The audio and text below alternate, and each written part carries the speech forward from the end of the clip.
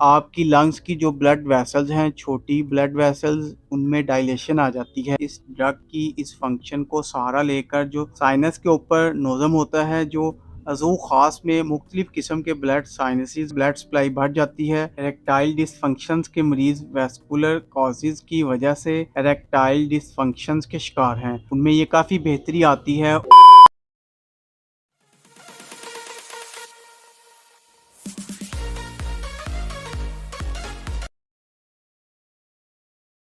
अस्सलाम वालेकुम viewers, welcome करता हूं अपने यूट्यूब चैनल हुसैन फार्मासिस्ट में। आज मैं आपको बहुत ही खास ड्रग टडेलाफिल 20 mg टैबलेट के बारे में रिव्यू देने जा रहा हूं, जो कि पूरी दुनिया में इरेक्टाइल डिसफंक्शन प्रॉब्लम में इस्तेमाल की जाती है। मैं आपको बुनियादी तौर पर बताता हूं इसके फंक्शंस क्या हैं और इसके इफ़ेक्ट्स क्या होते हैं और ये किस तरह से काम करता है और कौन से लोग होते हैं जो दवाइयों का इस्तेमाल कर सकते हैं और कौन नहीं। डिटेल की तरफ जाने से पहले अगर चैनल पर नए हैं तो चैनल को सब्सक्राइब और वीडियो को लाइक शेयर जरूर करते हैं। साथ में लगे बेल आइकन को भी प्रेस करना ना भूलें ताकि नेक्स्ट वीडियो की नोटिफिकेशन आपको बर वक्त मिलती रहे। अब चलते हैं अपने टॉपिक की तरफ। 5-डायस्ट्रीज इनहिबिटर जो है ये आपकी बॉडी में ब्लड वेसल्स पे एक्ट करके और वहां पर जो साइक्लिक जीएमपी लेवल है वो बढ़ाते हैं। जैसे ही साइक्लिक जीएमपी लेवल बढ़ता है तो इसके पल्मोनरी वेस्कुलेचर में, यानी कि आपकी लंग्स की जो ब्लड वेसल्स हैं, छोटी ब्लड वेसल्स, उनमें डायलेशन आ जाती है और वो खुल जाती हैं। इसी वजह से जो वहाँ पे जो रेजिस्टेंस होता है वो ब्लड फ्लो का वो कम हो जाता है और इसका यही जो एक मेन फंक्शन है। इसका सहारा लेकर जो पल्मोनरी आर्टरी हाइपरटेंशन के पेशेंट्स होते हैं उन लोगों में इसका इस्तेमाल कराया जाता है ताकि पल्मोनरी आर्टरी हाइपरटेंशन जो है वो कम से कम हो और इंसान जो है उसको डिज़निया होता है, शॉर्ट्स ऑफ ब्रेथ होती है और ये चीज़ें ये कम से कम हो जाएं। इस ड्रग की इस फंक्शन को सहारा लेकर जो साइनस के ऊपर नोज़म होता है, जो अज़ू ख़ास में मुख्तलिफ किस्म के ब्लड साइनसेस होते हैं, ये वहाँ पे वेज़ोडाइलेशन कॉज करता है और वहाँ पर जो है तो ब्लड सप्लाई बढ़ जाती है वेज़ोडाइलेशन के साथ। और जैसे ही वेज़ोडाइलेशन होती है ब्लड सप्लाई बढ़ जाती है। इरेक्टाइल डिसफंक्शंस के मरीज वैस्कुलर कॉजेज़ की वजह से इरेक्टाइल डिसफंक्शंस के शिकार हैं। उनमें ये काफ़ी बेहतरी आती है और जो इरेक्शन प्रॉब्लम है उसका जो मसला है वो सॉल्व हो जाता है। व्यूअर्स, इसके ये दो बुनियादी जो इंडिकेशंस हैं उनमें इसका इस्तेमाल पूरी दुनिया में किया जाता है और खसूसन आजकल इरेक्टाइल डिसफंक्शन में इनका इस्तेमाल जो है वो बहुत ज़्यादा किया जा रहा है। लेकिन मैं आपको बताता हूँ कि आया हर एक इरेक्टाइल डिसफंक्शन का पेशेंट जो है वो इसका इस्तेमाल कर सकता है या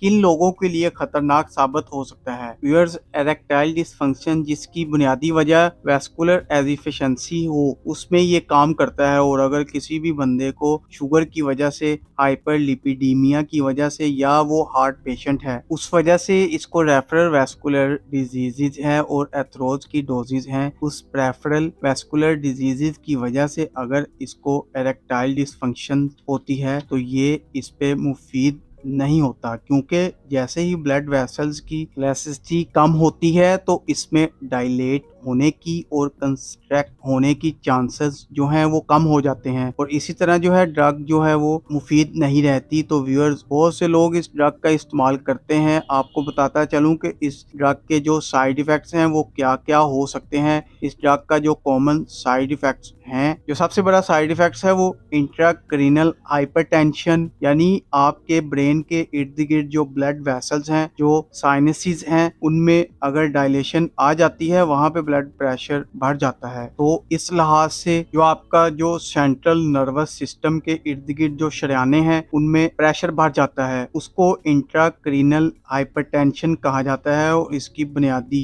अलामात में जो चीज आती है वो है आपको डल हेडेक होना और इसके साथ साथ जो है सर मसलसल भारी रहना। इसके अलावा कुछ लोगों को इसके साथ साथ थ्रोपिंग हेडेक भी हो सकता है। इससे वो लोग जो ब्लड प्रेशर के मरीज हैं, जो ब्लड प्रेशर की दवाइयाँ भी खा रहे हैं और जिन लोगों को दिल का मसला हो, उन लोगों में ये बिल्कुल ही कॉन्ट्रा इंडिकेटेड, उन लोगों को इसका इस्तेमाल बिल्कुल नहीं करना चाहिए, क्योंकि ये रेस्ट इंटरक्रीनल हाइपरटेंशन के साथ आपका ब्लड प्रेशर बढ़ सकता है और आपको फ्लैशिंग दे सकती है। और इसी वजह से जो हार्ट पेशेंट होते हैं जो पहले से MI का शिकार हों जिनको माइग्रेन इन्फेक्शन हो चुका हो, वो लोग जो हैं ये इनके लिए नुकसानदेह साबित हो सकती है और उनको रिफ्लेक्स वेजोस्पाज्म हो सकती है और इनमें एंजाइना का अटैक आ सकता है और उनमें जो हार्ट प्रॉब्लम है वो एग्रीवेट हो सकती है और खुदा ना खास्ता वो ब्रेन हेमरेज वगैरह का भी शिकार हो सकते हैं। इसके अलावा जो बुनियादी इसके साइड इफेक्ट्स हैं, जिस तरह मैंने आपको बताया,